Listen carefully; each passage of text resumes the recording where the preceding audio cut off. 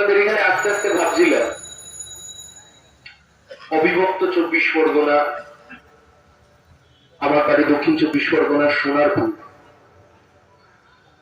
দূরত্ব প্রায় 82 কিলোমিটার। আমি এখানে আসলাম বাই রোড। একটা সময় অবিভক্ত 24 পরগনা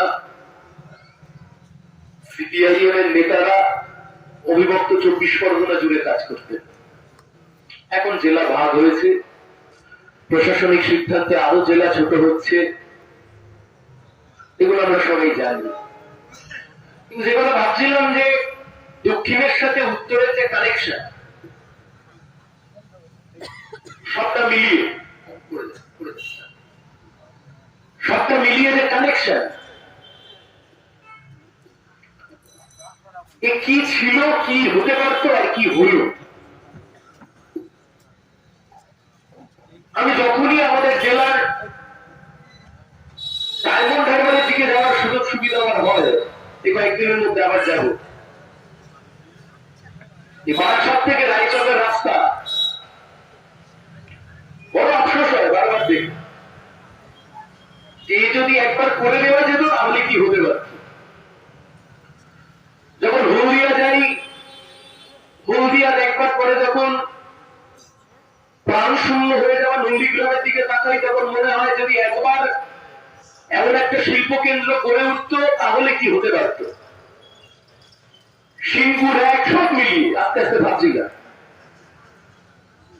যে রাজ্যটা কোথায় যেতে পারতো, রাজ্যটা কোথায় এসে দাঁড়ালো, দেশটা কোথায় যেতে পারতো, দেশটা কোথায় এসে দাঁড়ালো।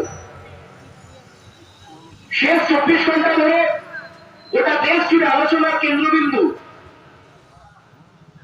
সিপিআইএম এর সাধারণ সম্পাদক পলিট ব্যুরোতে বসে কেন সিদ্ধান্ত গ্রহণ করেছেন যে রাম মন্দিরের প্রতিষ্ঠাতে সিপিআইএম যাবে না, সীতারাম ইয়েচুরি যাবে না। কয়েকটা সংবাদ মাধ্যম, যে সংবাদ মাধ্যম জীবনে কোনোদিন আমাদের মিছিল মিটিং কিছু দেখায় না, আমরা ব্রিগেড ভরিয়ে দিলে তার ছবি দেখায় না, হাজার খানেক মিছিলে হাঁটলে তার ছবি দেখায় না। তারা গতকাল থেকে সকলের চিল্লাচ্ছে যে রাম মন্দির, সেই রাম মন্দিরের নির্মাণ, সেই রাম মন্দিরের প্রাণ প্রতিষ্ঠায় কেন সিপিআইএম বয়কট করেছে। আমরা বিশ্বাস করি ধর্ম মানুষের ব্যক্তিগত অধিকার। আপনি হিন্দু, আপনি মুসলিম, আপনি শিখ, আপনি রামকে পুজো করবেন, আপনি দুর্গা ঠাকুর পুজো করবেন, আপনি সরস্বতী ঠাকুর পুজো করবেন, আপনি করবেন না, তা আপনার ব্যক্তিগত অধিকার। আপনি ধর্মের আচার আচরণ সবকিছু পালন করবেন, এই ভারতবর্ষের সংবিধান আপনাকে অধিকার দিয়েছে, সংবিধানের 25 নম্বর অনুচ্ছেদ। কিন্তু আপনার সেই ব্যক্তিগত অধিকার, আপনার সেই ইচ্ছা, আপনার সেই ব্যক্তি স্বাধীনতা, সেই ধর্মকে নিয়ে যখন রাজনীতি করা হয়, আমরা বামপন্থীরা তার বিরুদ্ধে। গোটা দেশ জুড়ে এত মন্দির উৎপাদন হচ্ছে, আপনি দেখছেন বিজেপি ওয়ালাদের কোন হুঁশ আছে? গোটা দেশ জুড়ে কত মন্দির উৎপাদন হচ্ছে আপনি দেখছেন। মোদী অমিত শাহ তা নিয়ে কথা বলছে। আপনি দেখুন, ঠিক লোকসভা ভোটের 4 মাস আগে সব আলোচনার কেন্দ্রবিন্দু আবার ঘুরিয়ে ঘুরিয়ে নিয়ে চলে যাওয়া হচ্ছে রাম মন্দিরে। কেন, কিসের জন্য, কোন কারণে? ভারতবর্ষের মতো সর্ববৃহৎ গণতান্ত্রিক দেশ 545 জন সাংসদ নির্বাচিত হবে আজ থেকে কয়েক মাসের মধ্যে। যার বেশি সাংসদ সে কেন্দ্রের সরকার তৈরি করবে। এমনই তো সরকার তৈরি হয়েছিল 2014 সালে বিজেপি সরকার ক্ষমতায় আসবার আগে। কি প্রতিশ্রুতি ছিল? প্রতিশ্রুতি ছিল বিদেশ থেকে কালো টাকা দেশের বুকে ফিরিয়ে এনে সাধারণ মানুষের মধ্যে বিলিয়ে দেওয়া হবে, 15 লক্ষ করে টাকা আপনার অ্যাকাউন্টে যাবে। কিন্তু আপনি ইন্টারনেট খুললে এখন খুঁজে পাবেন। বছরে 2 কোটি করে বেকার যুবকের কর্মসংস্থান হবে, 2 কোটি করে বেকার যুবকের চাকরি হবে। 9 বছরে 18 কোটি চাকরি হওয়ার কথা। গ্যাসের দাম কমবে, পেট্রোলের দাম কমবে, ডিজেলের দাম কমবে, মুদ্রাস্ফীতি কমবে, জিনিসপত্রের দাম কমবে। এই তো মোদী সরকার ক্ষমতায় আসবার আগে বলেছিলেন। আর তার সাথে জুড়েছিলেন না খাউঙ্গা না কিসি কো খানে দুঙ্গা। আজকে যখন 9 বছর পরে আমরা পিছনে ফিরে তাকাই, আজকে যখন 9 বছর পরে আরো একটা নির্বাচন আসতে চললো, আজকে যখন 9 বছর পরে কেন্দ্রে বিজেপি সরকার আবার নিজেদেরকে সান দিচ্ছে নির্বাচনের জন্য, তখন তাদের যে নির্বাচনী প্রতিশ্রুতি, গ্যাসের দাম, পেট্রোলের দাম, ডিজেলের দাম, বেকার যুবকের চাকরি, কর্মসংস্থান, বিদেশের কালো টাকা, সবকিছুকে ভুলিয়ে দেওয়ার জন্য আজকে রাম আর রাম মন্দিরের আশ্রয় নেওয়া হচ্ছে। আমরা বামপন্থীরা বলছি, এ দেশের রাজনীতি পরিচালিত হবে মানুষের রুটি রুজি জীবিকা, তার বিনিময়েতে, তার ভিত্তিতে। এর বাইরে রাজনীতির বিষয়কে আমরা বামপন্থীরা নিয়ে যেতে দেব না। আজ থেকে 5 বছর আগে নোটবন্দি হলো, হঠাৎ করে সন্ধ্যাবেলায় আমি আপনি দেখলাম 500 টাকা 1000 টাকার নোট বাতিল।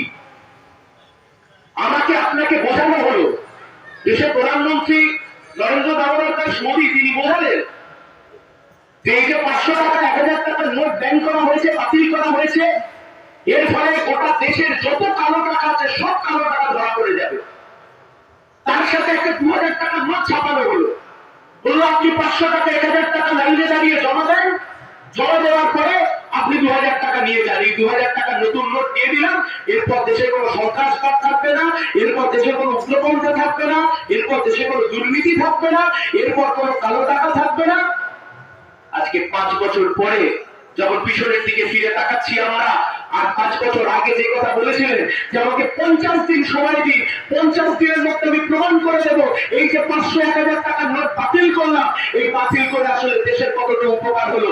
5 বছর আগে যে কেন্দ্রের মোদী সরকার 500 আর 1000 টাকার নোট ব্যান করে দিয়ে নতুন 2000 টাকার নোট চালু করলো, সেই একই সরকার এখন আবার সেই 2000 টাকার নোট ব্যান করে দিয়ে আবার আমাদেরকে ব্যাংকের লাইনে দাঁড় করিয়ে দিচ্ছে। কিসের জন্য, কেন, কোন কারণে? প্রশ্ন করবেন না আজকে? একটা দিশাহীন সরকার, বেকার যুবকের কর্মসংস্থানের প্রশ্নে যাদের কোন উচ্চবাচ্য নেই। আরএসএস এর বড় ছেলে দিল্লি থেকে বেকার যুবকদের উদ্দেশ্যে বলছে তুমি পকোড়া ভাজো, আর আরএসএস এর ছোট মেয়ে কলকাতায় বসে বলছে তুমি চা আর সব বিক্রি করো। এই যে দেখলেন না, থেকে কয়েকদিন আগে গীতা পাঠ হয়েছে, আমাকে একজন সাংবাদিক জিজ্ঞেস করছিল যে গীতা পাঠকে তোমরা কি বলবে। ছোট ভাই, শহরের দিকে খুব বিশেষ গীতা পাঠ হতো আমরা কোনদিন দেখিনি, আমি গ্রামে থাকি, আমাদের ওখানে গীতা পাঠ হয়, মাঝে সাথে দেখি। সে কখন কেউ মারা গেলে স্বাস্থ্য শান্তিতে গীতা পাঠ হয়। আরএসএস এর ছোট মেয়ে পশ্চিমবাংলার ছাত্র অনুষ্ঠান বানিয়ে দিয়েছে, আরএসএস এর বড় ছেলে এসে এখন ব্রিগেডের ময়দানে গীতা পাঠ করছে। সবকিছুর মধ্যে ধর্মকে টেনে আনলেন আপনি। এটা এত বৃহৎ গণতান্ত্রিক দেশ, তার এত সুবিধা, এত অসুবিধা, জিনিসপত্রের দাম বাড়ছে, টাকার দাম কমছে, অন্যদিকে ডলারের দাম বাড়ছে। 2014 সালে রান্নার গ্যাসের দাম ছিল 450 টাকা, 2023 সালে আজকে রান্নার গ্যাসের দাম গিয়ে পৌঁছেছে 1150 টাকায়। কার আছে দিন? ডিজেল কিনতাম 2014 সালে 45 টাকায়, আজকে 2023 সালে এসে পেট্রোল আর ডিজেল কিনতে হচ্ছে পেট্রোল 106 টাকা, ডিজেলের দাম 99 টাকা। কার আছে দিন? প্রশ্ন করবো না আজকে? কেন্দ্রের সরকারের কাছে জানতে চাইবো না, বিজেপি ওয়ালাদের কাছে জানতে চাইবো না, অর্জুন সিংদের কাছে জানতে চাইবো না, সকালে বিজেপি রাতে তৃণমূল, রাতে তৃণমূল সকালে বিজেপি, মুকুল রায়দের কাছে জানতে চাইবো না। তারা আজ থেকে 2 বছর 3 বছর আগে বিজেপি ঝান্ডা ধরে গোটা রাজ্যের মানুষকে আচ্ছে দিনের স্বপ্ন দেখালো, তাদের কাছে আজকে প্রশ্ন করবো না? লোকসভা চললো, রাজ্যসভা চললো, 141 জন সাংসদ সাসপেন্ড। আপনি একবারের জন্য কল্পনা করুন, দেশের আইন তৈরি হয় যেখানে, সংসদের অভ্যন্তরে শীতকালীন অধিবেশন চলাকালীন 141 জন সাংসদ রাজ্যসভা লোকসভা মিলিয়ে সাসপেন্ড হয়ে গেল। 99 জন লোকসভার সাংসদ, 18 কোটি মানুষ যাদেরকে সমর্থন জানিয়েছিলেন, তারা রিমেন অ্যাবসেন্ট, সাসপেন্ডেড হয়ে রইলেন। আর তার মাঝখানে দাঁড়িয়ে আমাদের দেশের মূল 3টি যে criminal law, criminal act, IPC, CrPC, evidence act, বেমালুম তাকে অ্যামেন্ডমেন্ট করে ছেড়ে দিল কেন্দ্রের সরকার। প্রশ্ন করবো না আজকে? জানতে চাইবো না কার গণতন্ত্র, কিসের গণতন্ত্র, কোন গণতন্ত্রের পূজারী নরেন্দ্র মোদী? জানতে চাইবেন না আজকে? ভারতবর্ষের মতো সর্ববৃহৎ গণতান্ত্রিক দেশ, যে দেশের গণতান্ত্রিক কাঠামো, সেই কাঠামোর মাথায় বসে আছে নির্বাচন কমিশন, জাতীয় নির্বাচন কমিশন। সে জাতীয় নির্বাচন কমিশনারকে এতদিন যে কমিটি অ্যাপয়েন্ট করতো, নিয়োগ করতো, সেই কমিটির মাথায় কারা বসে থাকতেন, সেই কমিটি নিয়োগ করতেন, সেই কমিটিতে 3 জন ব্যক্তি থাকতেন। একজন থাকতেন দেশের প্রধানমন্ত্রী, একজন থাকতেন বিরোধী দলের নেতা, এবং তার সাথে সুপ্রিম কোর্টের প্রধান বিচারপতি, দেশের প্রধান বিচারপতি। মোদী সরকার পার্লামেন্টের অভ্যন্তরে আইন নিয়ে আসলো, এক সংশোধন নিয়ে আসলো, সংশোধন নিয়ে সে এখন করলো, দেশের প্রধানমন্ত্রী থাকবেন, বিরোধী দলনেতা থাকবেন, আর তার সাথে কে থাকবেন, তার সাথে মোদী মন্ত্রিসভার একজন মন্ত্রী থাকবেন।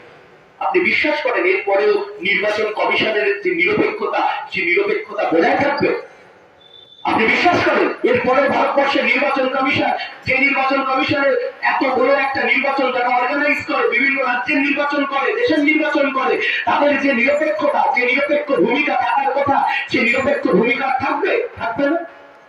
একদিকে আরএসএস এর বড় ছেলে, ওদিকে যেমন কেন্দ্রের নির্বাচন কমিশনের একদম রফা করে দিচ্ছে, আরএসএস এর ছোট মেয়ে রাজ্য নির্বাচন কমিশন নিজের মনের মতো রাজীব সিনহাকে গিয়ে বসিয়ে দিয়েছে। গোটা পঞ্চায়েতের ভোট হলো, পঞ্চায়েতের ভোটে 50 জন মানুষের প্রাণ চলে গেল, পঞ্চায়েতের ভোটে মুড়ি মুরগির মতো লুট হলো, পঞ্চায়েতের ভোটে কাউন্টিং করতে গেলাম আমরা, মারধর করে বের করে দিল, রাজীব সিনহা চুপ করে ছোট জগন্নাথ হয়ে বসে আছে। আজকে সময় এসছে কংগ্রেস, এটা ঠিক আমাদেরকে তৃণমূলের বিরুদ্ধে লড়তে হবে। এটা ঠিক তৃণমূল কংগ্রেস যে উদ্ধত্তের সাথে, তৃণমূল কংগ্রেস রাজ্যের বুকে যে দুর্নীতি, যে অপশাসন, যেভাবে মানুষ মারা রীতি নিয়ে রাজ্য সরকার চলছে, তৃণমূলের বিরুদ্ধে আমাদের লড়াই লড়তে হবে। কিন্তু সে লড়াই লড়তে গিয়ে একবারে এটা ভুলে আসলে চলবে না। তৃণমূলের বিরুদ্ধে লড়াই আমরা যেমন লড়বো, প্রয়োজনে তার চাইতে বেশি শক্তি দিয়ে কেন্দ্রের বিজেপি সরকারের বিরুদ্ধে আমাদেরকে লড়তে হবে। তার কারণ দেশের মানুষ এই প্রত্যাশা সিপিআইএম এর কাছে রাখে। দেশের প্রগতিশীল মানুষ, রাজ্যের প্রগতিশীল মানুষ, তারা লাল ঝান্ডার কাছে এই প্রত্যাশা রাখে।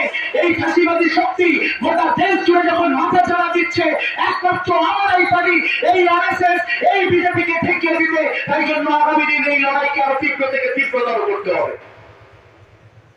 এই খেলা চলবে মোদী দিদির মধ্যে। এই যে গতকাল অমিত শাহ এসেছিলেন কলকাতায়, অমিত শাহ আর জগৎপ্রকাশ নাড্ডা আমাদের সভাপতি, একটা ঘরের মিটিং চলেছে, সেখানে দাঁড়িয়ে একজন প্রশ্ন করেছে, ভাইপো কবে গ্রেপ্তার হবে? অমিত শাহ মুচকি হেসে বলেছেন, এসবের অপেক্ষায় বসে থাকবেন না, আপনি আপনার সংগঠনের কাজ করুন, ওরা ওদের কাজ করুন।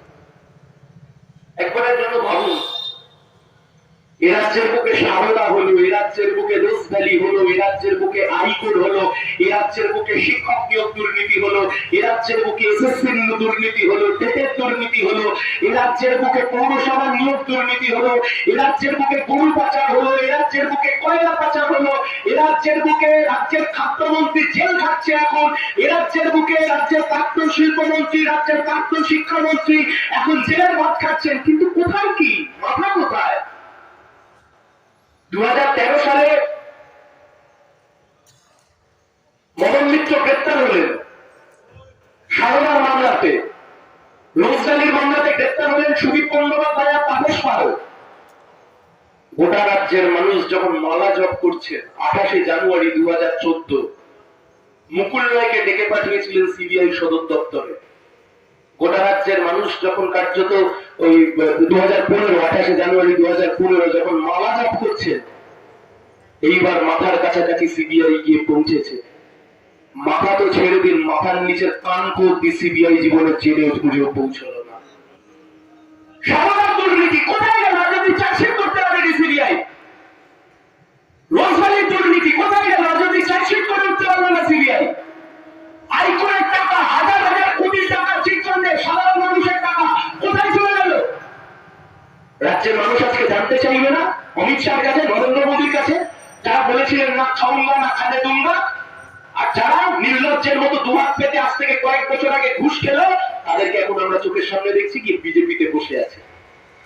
ওই ছোটবেলায় সে একটা অ্যাডভার্টাইজমেন্ট হতো না, ওয়াশিং পাউডার নির্মা, দুধ কি সফেদি নির্মা মে আই। এখন হচ্ছে ওয়াশিং পাউডার বিজেপি। আপনি একবার বিজেপিতে চলে যাবেন, আপনি সারদা, রোজভ্যালি, নারদা, যেখানে যা ঘটনা করেছেন সবকিছু মাফ। ইজাজ থেকে কয়েকদিন আগে বিধানসভার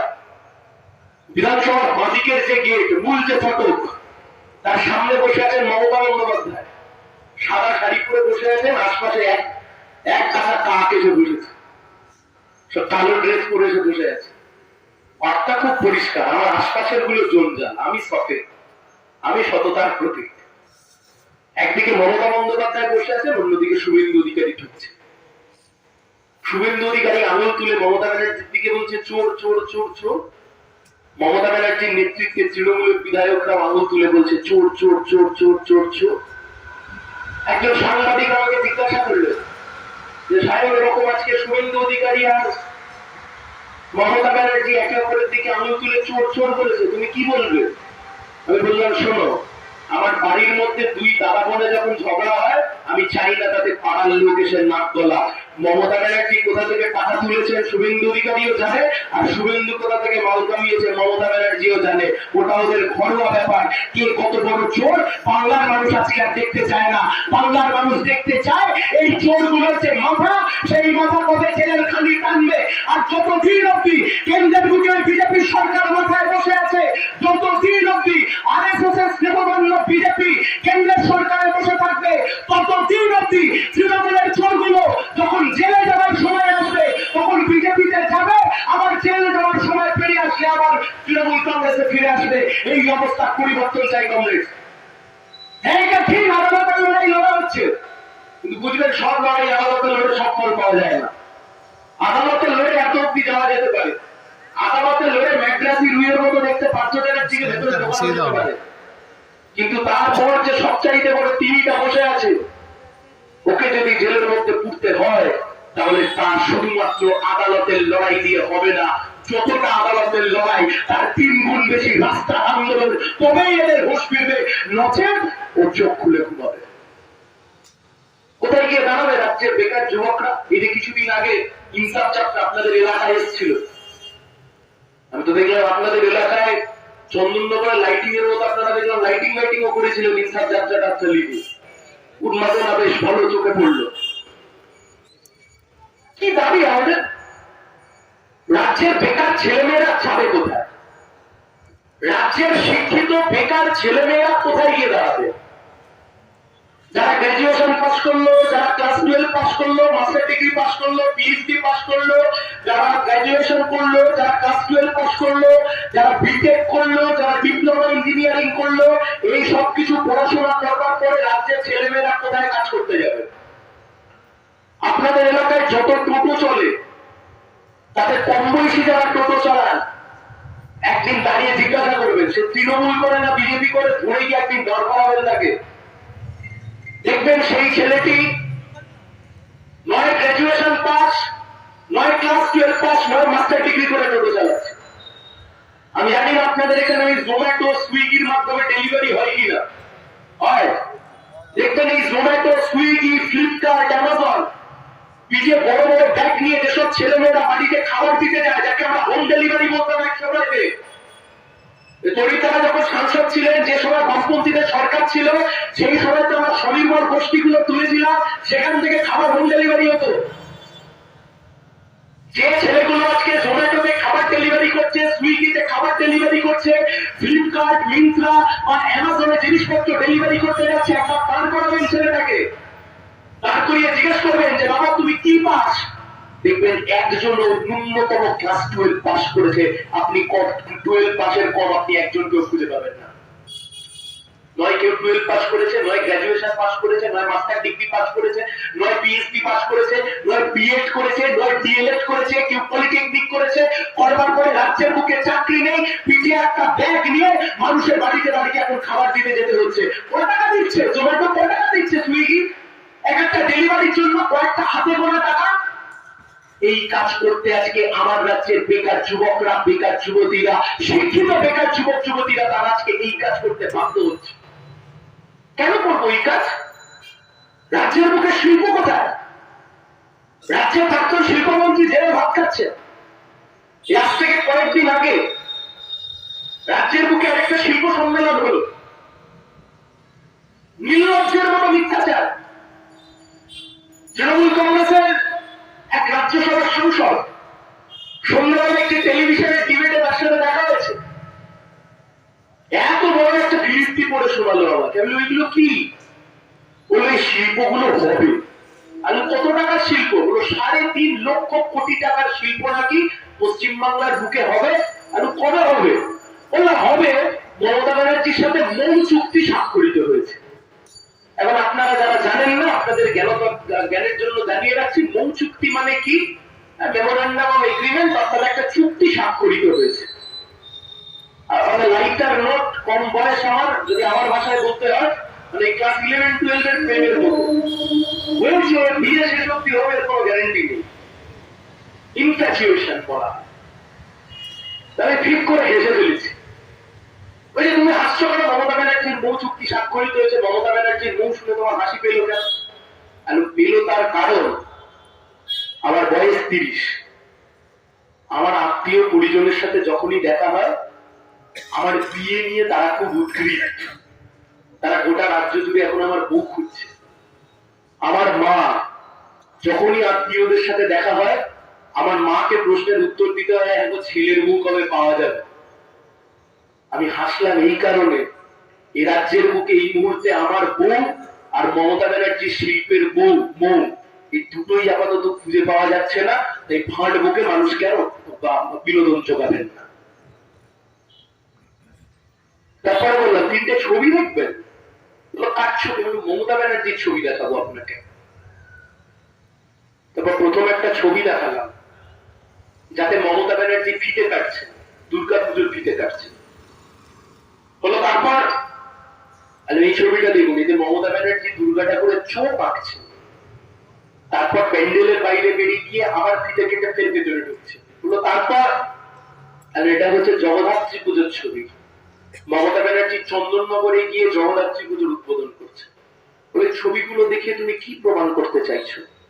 আমি সিপিআইএম করি, আমার কাছে মমতা ব্যানার্জির 3টে ফিতে কাটার ছবি আছে, যে 3টে ফিতে কাটার ছবি প্যান্ডেলের ফিতে কাটার ছবি। আপনি তৃণমূল কংগ্রেসের রাজ্যসভার সাংসদ, রাজ্যের 10 কোটি মানুষের সামনে একটা ছবি দেখান যেখানে রাজ্যের মুখ্যমন্ত্রী শিল্পমন্ত্রীকে পাশে নিয়ে, শিল্প নিগমের চেয়ারপারসনকে পাশে নিয়ে অন্তত রাজ্যের বুকে একটা সেফটি পিনের কারখানা উদ্বোধন করেছে।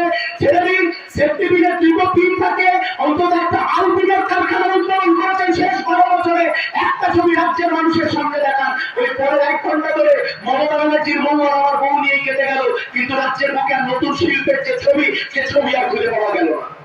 চলতে পারে এই ব্যবস্থা?